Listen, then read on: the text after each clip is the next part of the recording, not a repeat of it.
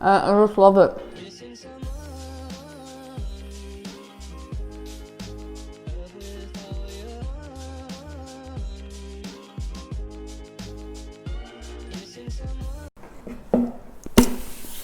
This is our granola container. I don't know why, but we always store granola in this. I feel like we've had this forever. It's so ugly. Susie, where did you even get this from? She got it from Tupperware.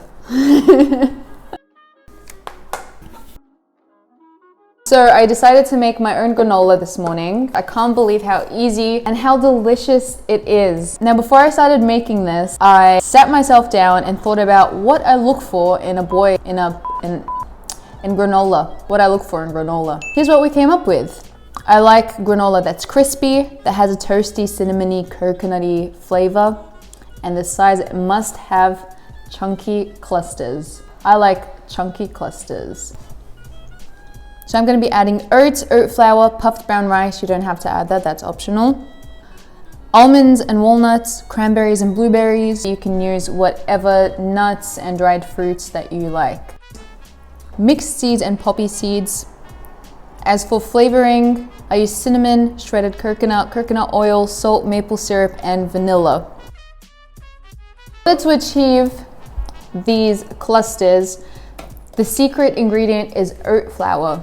Now, don't go thinking that you have to go buy oat flour specifically. You can just blend your own oats, and there you have it, oat flour. Okay, let's get started. I start off by gathering all the ingredients. It makes the process a lot faster. I throw in 1 cup of rolled oats, half a cup of the oat flour that we made, and half a cup of almonds and half a cup of walnuts, and give them a rough chop on a chopping board. Now, just a reminder, you can find the full recipe down below in the description, and you can ask me any questions in the comment section or simply say hi. Next, I added half a cup of puffed brown rice. Now, this is optional, but then I realized that it's probably best to add it as the last ingredient after everything's been mixed so that it keeps its puffed, crispy texture. 1/4 cup of mixed seeds and 1 tablespoon of poppy seeds.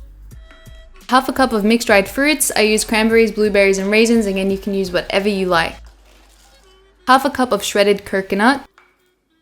1 teaspoon of cinnamon powder.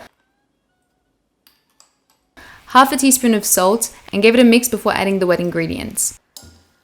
Now, you can choose to mix all the wet ingredients in a separate bowl, but I just decided to pour them into this big bowl.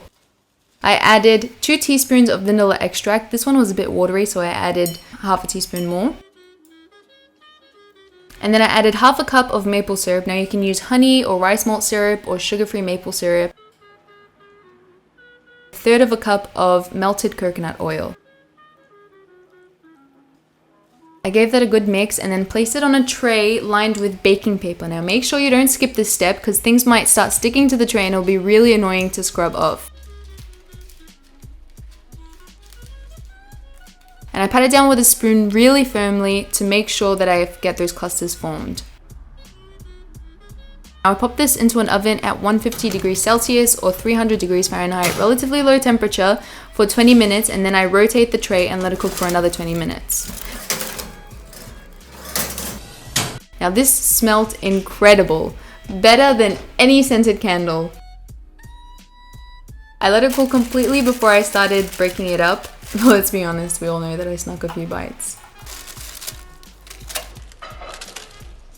Now, if you haven't already, give this video a thumbs up to help more people find this recipe and to support me.